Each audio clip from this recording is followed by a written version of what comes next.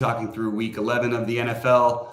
And just going to start off by saying that, look, two really close weeks, very, very close to the 200. Well, actually, would have been second. So I would have been very close to 100K a couple weeks ago in the 333, and very close to the million last week. So hopefully it's a sign of what's to come. That's all I can say. Selfishly, I'm praying for that one. Sheets, any overall thoughts on this slate? I know you had a good week last week, and before we jump into game by game, 11 games instead of 10. This on this week's slate. So more things to choose from.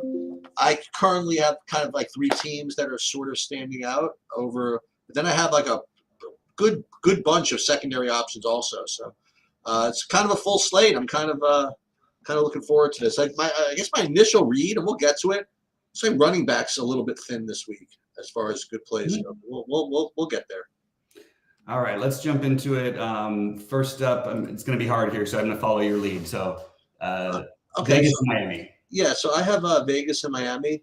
So I think Vegas is world of trouble this week. You have Miami, who's coming off of a bye, and Vegas is coming off. Listen, the coach, God love him. He's got his 2 wins. But they were against the Jets and the Giants, and this is a whole nother animal. Like going into Miami, I think the Miami is going to do whatever they want in this game, and I think they're going to rack up some points. The big news is that A-Chain is being he very well might be available for this game. He's available to be available. Let's put it that way. Like they said that if they want to activate him, they can. There's a window to do so. So, and in addition to that, you have Mostert, he's getting like what they call a Veterans Day off from practice today. I really think they can't wait to just like throw A-Chain in there and just say, okay, bro, it's all yours. Nonetheless, Mostert leads the league in every like rushing category, right? I know. Meanwhile, like you have I get it, but meanwhile you have I have Miami as one of the tops, or if not the top overall offense on the board here. Tua and Hill, Waddle. Let's see. I imagine he's going to play, especially from the bye. So he's a good play. By the way, not on a full slate with what's his name, Waddle back, but they get Cedric Wilson involved here. They run plays for him. I don't know if I'll play him at 3K, but in a game that could get out of hand. I think I don't know. Maybe they run another one for him. I don't know. 3K is very, very cheap. I'll just throw that into the mix, I guess. But on the Vegas side, I mean, how long has it been since what's his name's caught a pass, like Devontae Adams? I guess he had a better game in his last one. It didn't seem that way. 14 targets. I guess so. So I guess if you're gonna play Miami, I guess Devontae Adams seems to be the logical thing to do on the other side. So yeah, sure. I mean, now we're talking about spending a lot of money though. But you play the Miami guys, maybe run it back with him, or you want to try to run it back with what's his name, the guy from who's the receiver again from freaking Jacoby Myers. Okay. Oh yeah. Him, or take another shot at the tight end, the Mayer guy. I mean, he'll have a big game one of these days. But you don't have to even run it back at all. You could play them all Miamis. You could play the Miami defense if you want. You could play for the 45-0 spot. I mean, I don't know. That's kind of where I'm at in this game. Yeah, I don't know. I actually think that that Miami will win this game easily, but I do think that like Vegas, it's not like Miami can just shuts everybody down defensively. I do think their defense has been a little I think it's been a little bit better against these bad teams than obviously it has against the good teams. Actually, that Jacobs is one of the most popular players in the slate, so I was surprised. Not to hear his name. I think that he's the one who people will use, not Devontae Adams, if they want to stack this game. I actually don't mind the idea of stacking this game because I think they can put up so many points. It's tricky to get like Waddle and Hill into lineups. I don't mind your Cedric Wilson idea for like large field stuff, especially. You're right that they do target him sometimes, and they've targeted him in the end zone. I think he missed 2 targets in the end zone the last game he played. So I'm okay with those ideas. And then if you want to use Jacobs, Adams, you're actually gonna have the chalky build of the week is right now. Tyreek and Jalen Waddle are looking like 2 of the most popular plays on the slate, as is Jacobs. So if you do anything else different, that's the way, maybe play Meyer or maybe play on the other side, or maybe play I think that Devontae Adams might not be a bad idea this week. Not to whine, but the aforementioned last touchdown drop by Cedric Wilson cost me $250,000. So what do you mean? I was in the showdown game against Kansas City, and I was in ninth place at a single lineup, and it was totally unique. And I had Cedric Wilson in it. Oh my God, I had no idea about this. Yeah. I was away, so I wasn't like on Discord whining about it. But yeah, that was a little annoying. And I ended up, of course, getting like 100th after all that, but whatever. Yeah. But yeah, okay. I mean, Jacobs. Yeah, he's looking to be one of the more popular guys. I don't know. Like you said, running back is not that pretty this week. I think that's why. Yeah. All right. So what up next? The big shootout between the Giants and Washington. Okay, I will say this. And this is like whatever. So the Cowboys were up like 30-0 or whatever it was, and you know what? Tommy DeVito got a half to like work on his game. Okay. He had a chance to run some plays or whatever it is. And listen, Tommy DeVito is not like a starting NFL quarterback. But the fact of the matter is, in his 2 games that he's played against 2 elite defenses, that being Dallas and the Jets. Okay. And I think the Giants are live in this game. Washington has been, they came into the season with this kind of sort of reputation for having good defense, but it's just not really the case. So I actually think the Giants are somewhat live, but as far as fantasy goes, I just can't quite get to it. Okay. So I'm probably going to be off of this game with respect to, fantasy points. I don't think Washington is going to be particularly great against the Giants either. I mean, the Giants still, they're feisty. They blitz. They do whatever. I wonder if I could play Barkley, though. That would be the one guy I might be interested in playing, is maybe Barkley. He's not projecting all that well, but as I mentioned, like running backs, kind of a dumpster fire this week, as far as I'm concerned. So I don't know. I'm probably going to be off this game for the most part. I really like this game. I really like Washington. Right. I don't think I'm getting different. I think it's going to be incredibly popular. I think it's Washington Giants, really? Washington's like the most obvious stack every week. Really? Okay. Yeah, they've been the highest owned every week, basically, because they throw the ball 50 times every week. So McLaurin, Dotson, Samuel, or Thomas, it basically, you kind of have to like run horribly bad and have it spread out for one of them not to smash, in my opinion. Wow. Now with Samuel back, it's not quite as much the case because when he was out, Dotson and McLaurin were getting all the work, but they throw it a million times. As of right now, I think Sam Howell is projected to be the highest owned quarterback on the slate. I mean, we just saw how they couldn't, what Dallas did to them, although that was really, obviously I'm disgusted by it, but because it cost me. But I love Washington here, and I hope the ownership lessens throughout the week. I have no problem with playing Saquon on the other side. I think that he's 7,100. He's going to get all the work, and it's finally a matchup where they may not be down by 30 right away. So maybe we can get a game out of Saquon, but mostly it's going to be the Washington side for a stack for me. I actually have as the most popular quarterback the guy coming up in the next game. And that would be So Tampa against San Francisco. I do have Purdy as the top point per dollar play. And as usual, it's kind of tough to figure out exactly which way to go because they have just so many weapons, between IU, Kittle. Boy, that was some touchdown Kittle had last week, huh? Yeah. So between him, IU, Kittle, Samuel, McCaffrey, it's you could play. It's not something I usually do, but you could play Purdy by himself maybe and just hope he gets 4 touchdown passes to 4 different guys. It's got a little bit of running, I guess, as well. So yeah, I guess that makes sense. I don't see too many I shouldn't say that. I was about to say I don't see too many variations where Tampa could do much against San Francisco, but San Francisco has been, I won't say spotty, but every once in a while you can do something against them. But I don't think this is like a Mayfield type of game. I think San Francisco kind of handles them. So I do like Purdy. I guess McCaffrey I like again. depends on what else there is at running back, I suppose. But if I want to play guys like Tyreek Hill and whatever, I don't know if I could play McCaffrey also. I don't know. Again, this is very first look, so I apologize for being kind of scattered. No. I do have Purdy as the top overall quarterback on the slate, if that matters. Yeah, it's weird because like there's none of the receivers are projected to be more than like 4% owned, so it's kind of strange when you see a quarterback that's like projecting that way.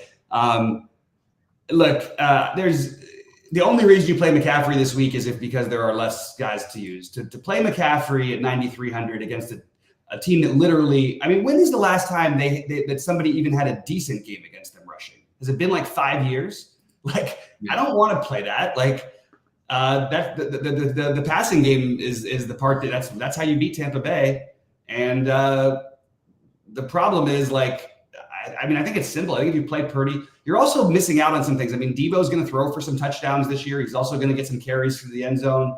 At some point, it's going to hurt Purdy, but at his price, I get it. I have Purdy on my list, and I think if I had to pick anybody to pair him with, it would be Samuel. But I also have no issue with George Kittle at low ownership. But man, it is weird at the high ownership, but not knowing who to pair the guy with, or if there's even enough upside for these guys with everybody playing. I mean, there definitely is the upside if Debo has one of his games, but really hard to know when that's going to come. And I just don't like anything on the Tampa Bay side. I think Rachaad White is okay. I actually like Rachaad White as a real life running back. Everybody got bailed out completely by him last week against Tennessee. He literally had one play for 44 yards, and I think the rest of he averaged like half a yard per everything per touch the rest of the game. And that one touchdown play is like people are like, oh, what Rachaad White? Yeah, like I told you to get there. I'm like, oh, great, congratulations, you get 16 fantasy points on one play. But so Rachaad White, I guess, the best bring back. But honestly, this is how I feel about a lot of games this week. There's like one side of it that I like, and then the other side, I'm just having trouble finding anything I really want to do for the most part. But all right, we can move on. What do you got with? Buffalo came up pretty empty against Cincinnati 2 weeks ago. So people figured that some people figured that they would come back and flex on Denver. But there was somebody in this chat that suggested that Denver was live to win the game. Did we miss a bunch of games? Somehow we jumped into all the afternoon games without doing any of the morning games. Wow, that is so funny. You want to know why? Because we started with Miami. But the Vegas Miami one, yeah, that was like the ninth game. Yeah, you're right. It's a 10 a.m. game. Let's hold off on Buffalo. Okay, we'll jump back to that in a minute. And we'll get back to Dallas, Carolina. Oh, that's good news because now we get to one of my other top stacks. I was wondering what happened to all these. All right, I'm guessing your top. I'm guessing it's Dallas. Yes, not Carolina. Yes. So along with Miami, Dallas, and one other team we'll get to are my three favorites. Dallas, as they. First of all, as they showed last week, this was actually a pretty good lesson. I brought this up when we did the live thing. Some people stayed off of Dallas because they were afraid of that blowout risk and whatever it is. And remember, they had a 28-team total on their own. Even though it was a 38-point total, 28 of those was there, and they only scored like an extra touchdown or so. You know what I mean with their with that group. And right. So they had upside, and they still rested the whole fourth quarter, and they still smashed. The only thing this is sort of a similar thing because one of the reasons why Dallas ended up smashing is not only they have a good offense, but they started every freaking possession inside Giants territory because the Giants got one first down in the whole first half. And I got this weird feeling this is similar. Like Carolina's offense is no bargain either. I think Dallas, can not quite the same as the Giants game, but I think they can get good quality possessions, good field position, and Lamb is having, to say a career season is an understatement. Career season for almost anybody in the league, if you want to know the truth.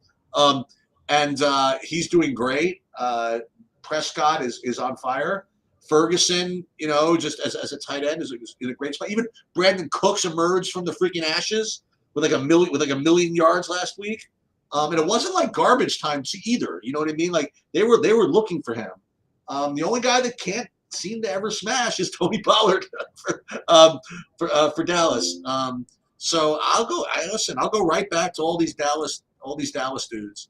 And then I guess if I wanted to run it back, which again, as you saw last week, you don't really have to, but I guess Thielen or you know what, you're really probably supposed to play Mingo if you want to know the truth. But let's see if Shark comes back. Chuba Hubbard 4,900. That seems pretty reasonable. But I think these Dallas guys are obviously really strong, and I think it's one of my favorite stats. I like Carolina to win this game.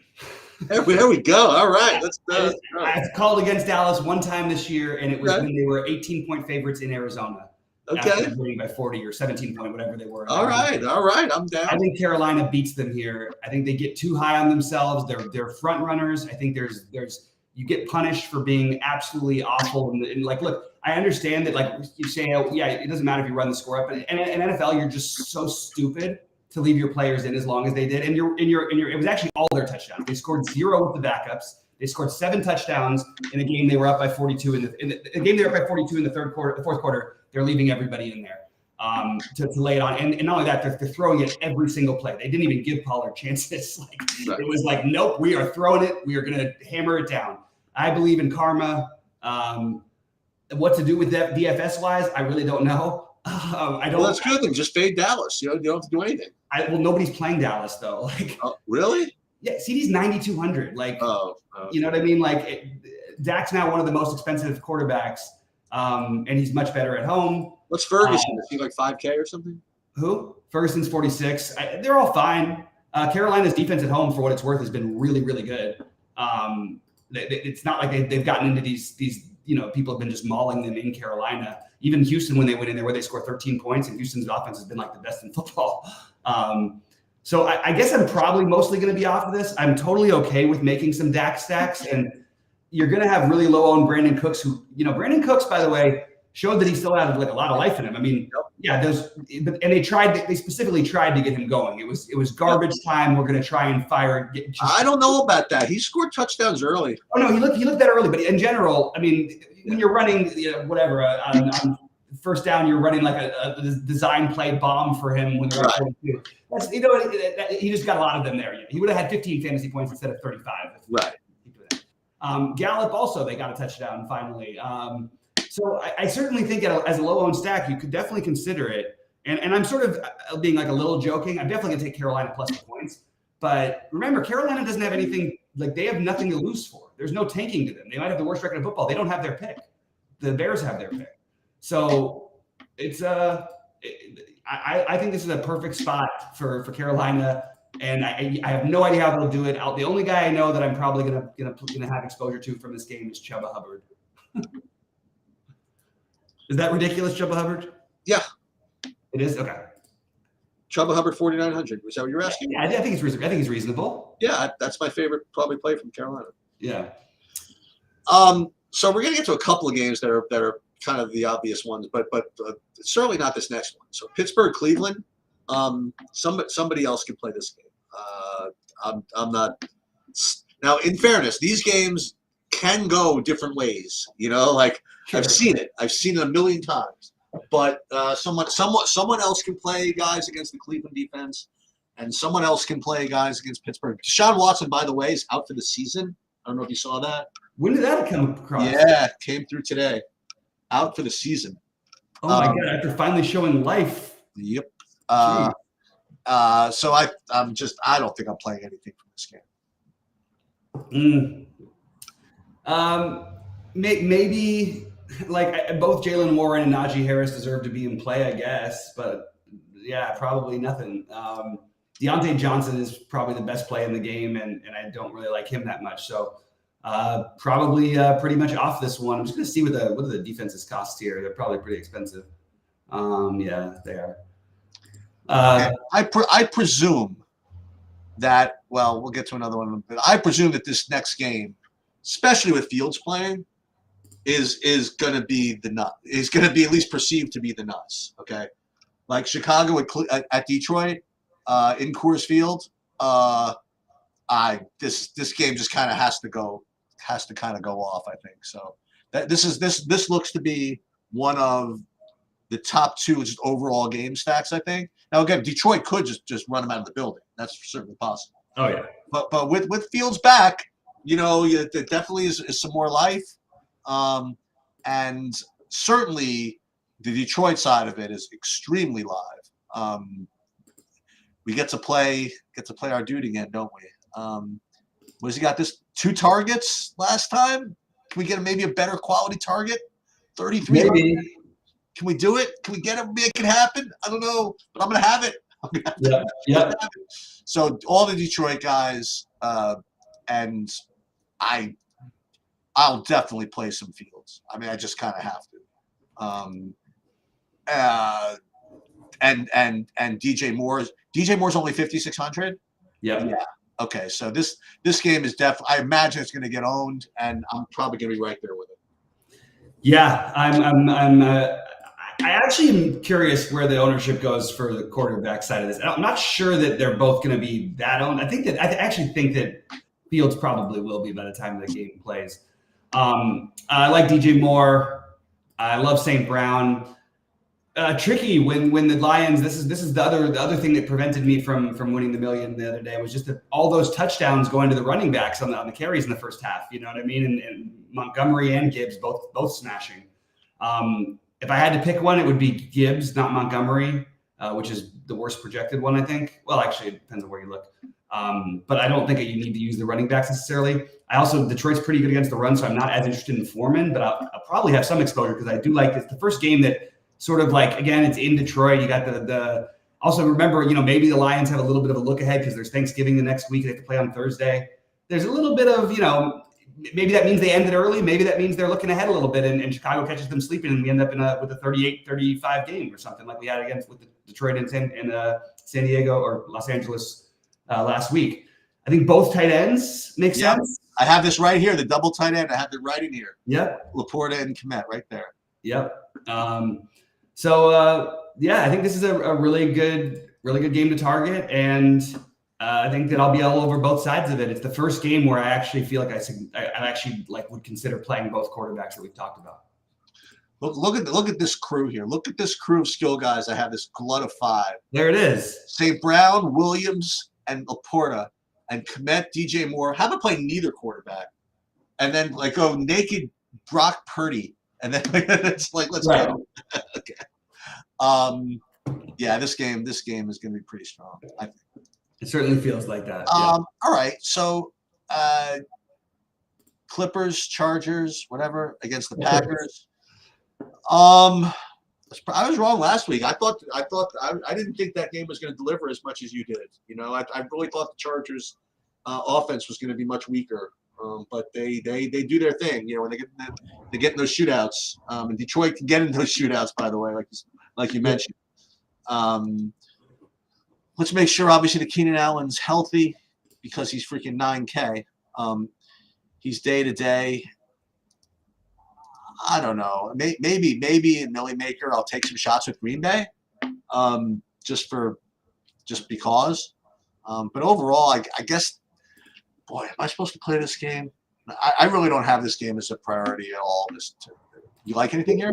Well, it's something weird to me anytime that I don't have the Chargers game as a priority, just because they literally almost always come through, and I don't mean just the Chargers guys. I mean literally both teams always seem to come through. It feels like Jalen Guyton actually scored a touchdown last week while Keenan Allen was playing. Quentin Johnston got the touchdown when Keenan Allen was out on that drive. But obviously, needless to say, if Keenan Allen's out, we kind of have to play these receivers.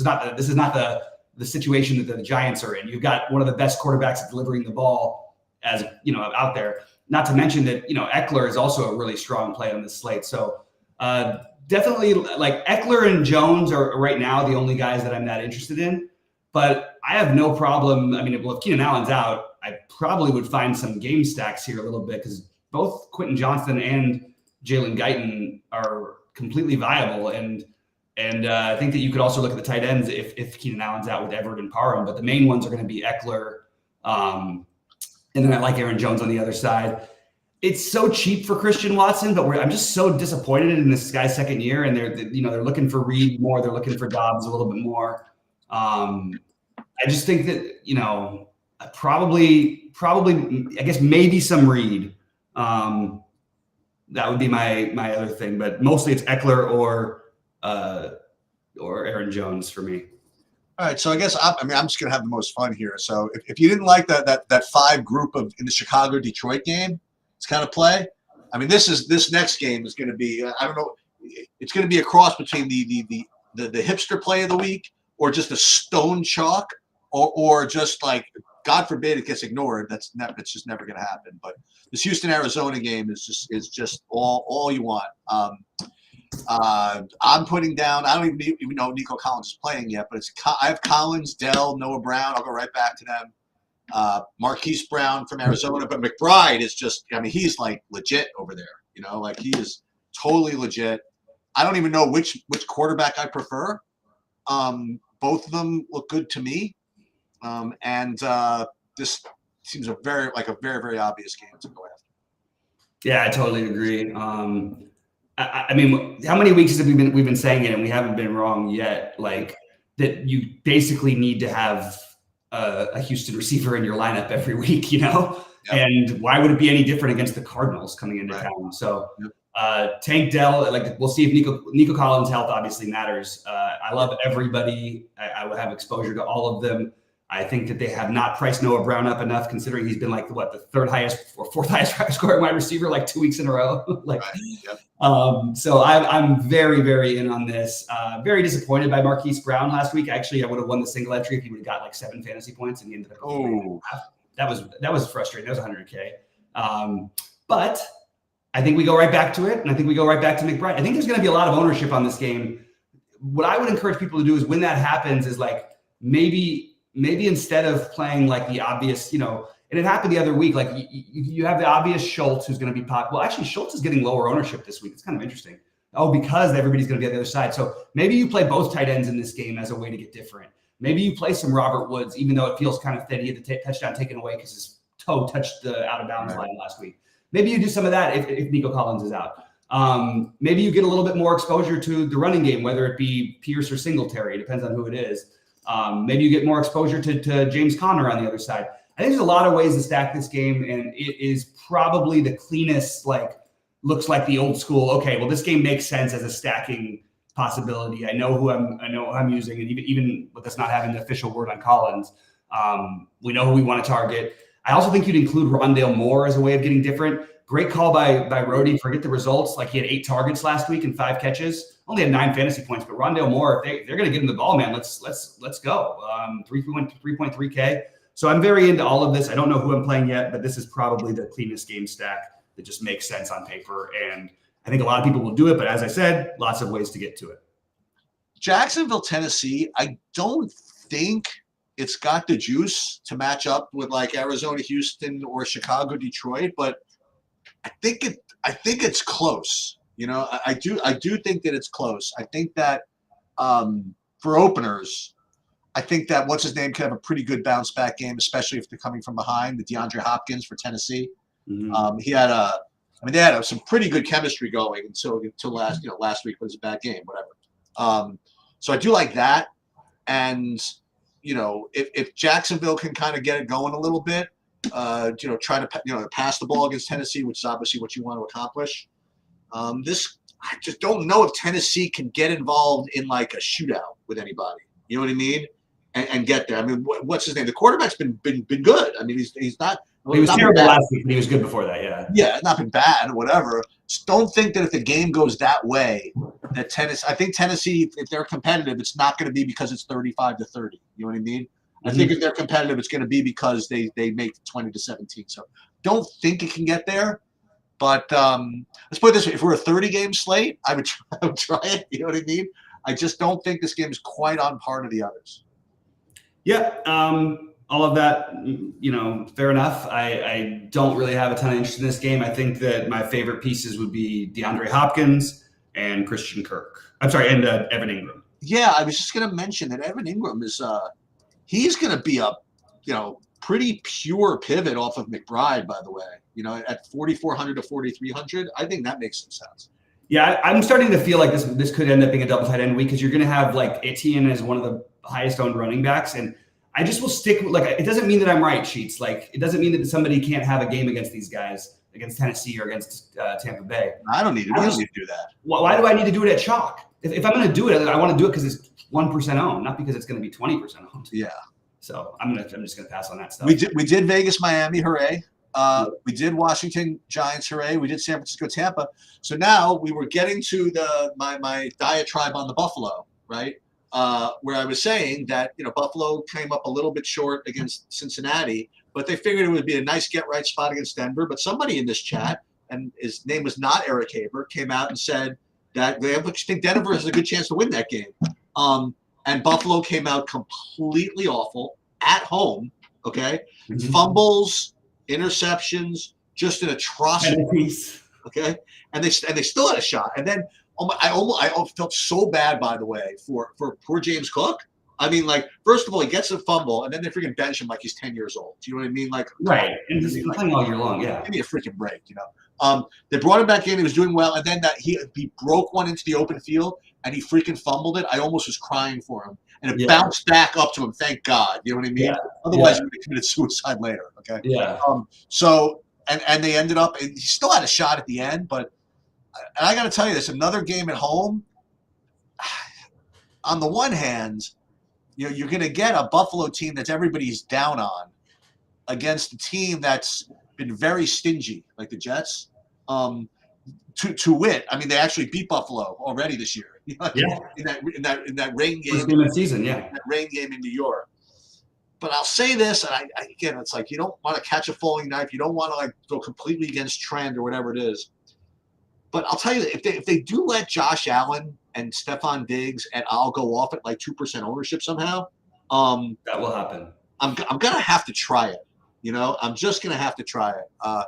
Remember, the same thing as like the Giant game, right? With the exception of the Giants-Cowboys game, with the exception of Garrett Wilson, and if they can't get Breece Hall kind of going on the ground, the Jets are gonna have a tough time, moving the ball. So if you give Buffalo a short field on top of Buffalo kind of clicking even a little bit better than they have been, I think this is a 4 p.m. game where, like I said, especially if it rains, if it's like gross. I mean, who's really playing Buffalo here? I think that has a pretty decent opportunity at really low ownership. I think I just can't get over that. I just haven't watched the Jets defense do this ever. Like they've not been, even when as bad as their offense has been at times, like they just haven't been doing that. I know. I think Gabe Davis is interesting. Yeah. I think that if you're going to play Josh Allen, the problem I have with it is they made Diggs has been like completely gone, and somehow they made him now 9,100. So like if he was like 70-something hundred, I would have a lot more interest. It's really hard to play. What's Kincaid's price? He's cheap. 49. It's not that cheap. There's like all these good tight ends this week. I'm telling you that he's on my list also. So I think that the priorities for me in this game are, I think that both Breece Hall and Garrett Wilson are good plays. I think so. This Buffalo defense shouldn't be scaring anybody, and they also couldn't stop the run anyway. Breece Hall he only had 9 carries for 150 yards in the first game he played, something crazy like that. So let's play Breece Hall. I like Wilson, and then anybody on Buffalo is going to be contrarian. So Gabe Davis, maybe Shakir at 3,200 if you wanted to go low, or Kincaid. All of those guys I have some interest in. I don't think I can do the James Cook thing coming off of that on a full slate, but there is no good running backs, or there's no running backs that I'm in love with. So I guess you can get a little bit.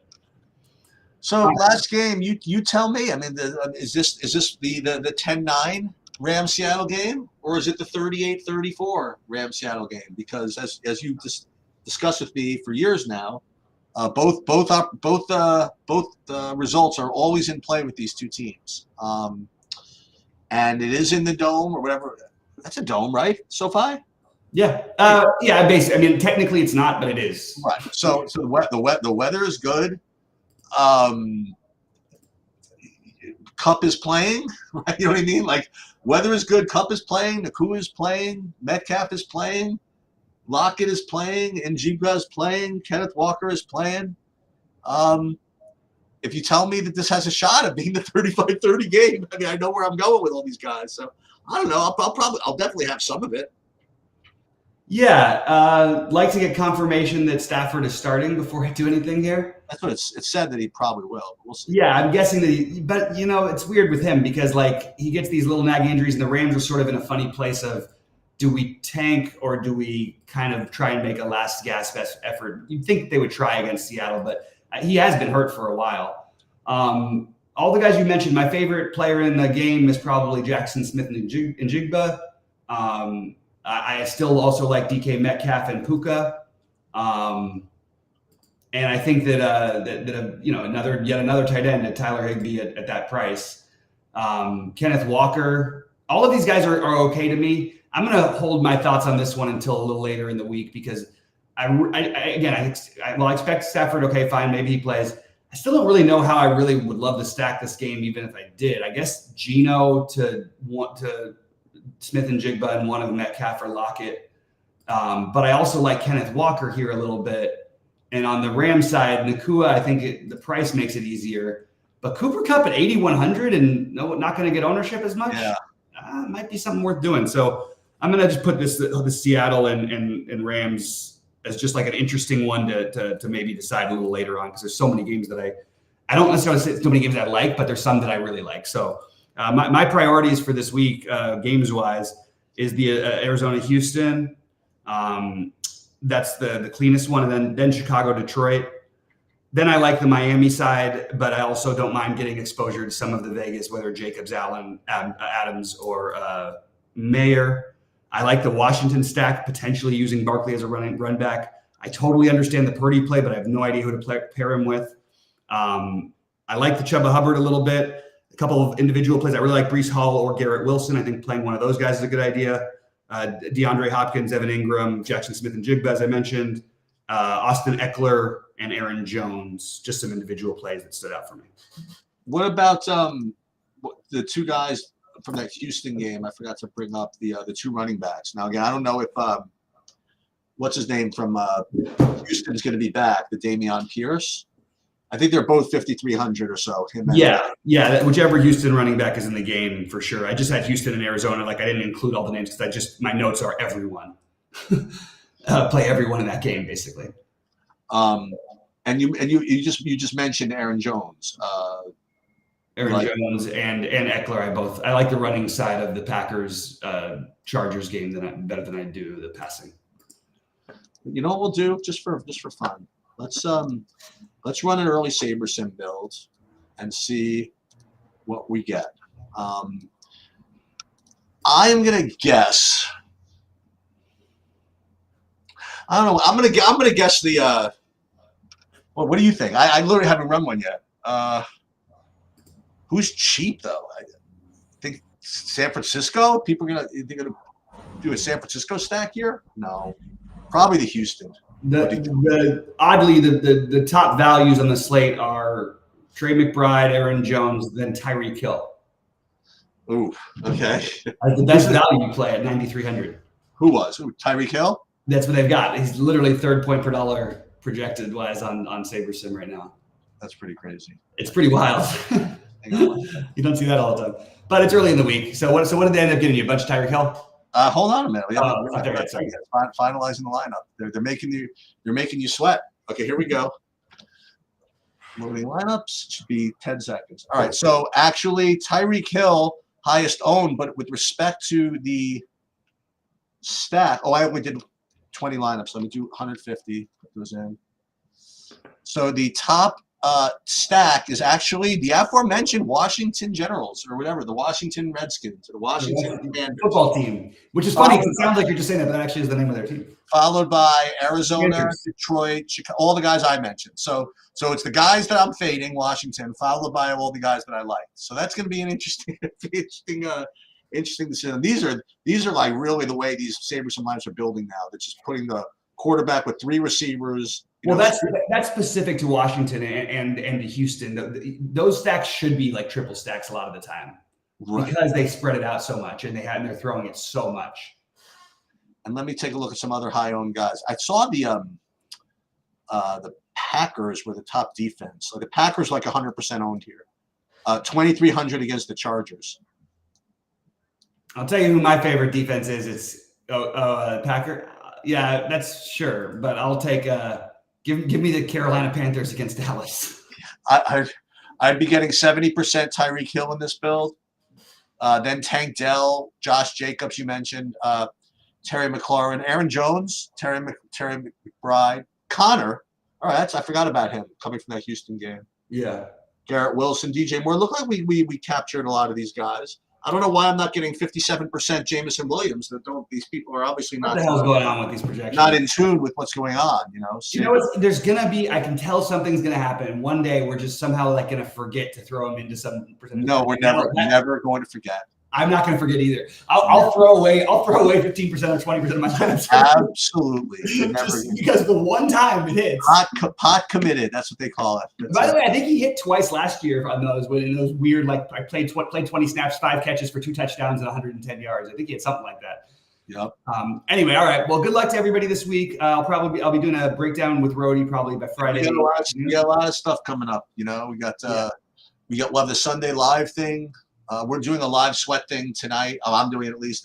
Then I'll do a live PGA lineup build with that, and then also we'll do showdown tomorrow. In addition to whatever Bobby's going to do, like a position by position thing, I guess with Brody. We'll have live Sunday morning. I'll have MMA content coming up between the betting and the whatever. And then don't forget what's coming up next week. We have like triple shots because we have Thanksgiving Day games Thursday. We have a Thanksgiving Day game Friday. The Jets in Miami play Friday. Yeah. I wonder what they're going to run. I wonder if they're going to run like a 4-gamer. No, I don't think so. I bet you they do. I'm sure they'll run it for that'll be. It won't be the main, but they'll run one. And I'm telling you this, that I am going to play, as I did last Thanksgiving, I'll be playing all available slates, including all showdowns on Thanksgiving. And the good thing is Bobby's going to do it too because he's going to have plenty of money to spend after winning $250,000 the night before in basketball. That's right.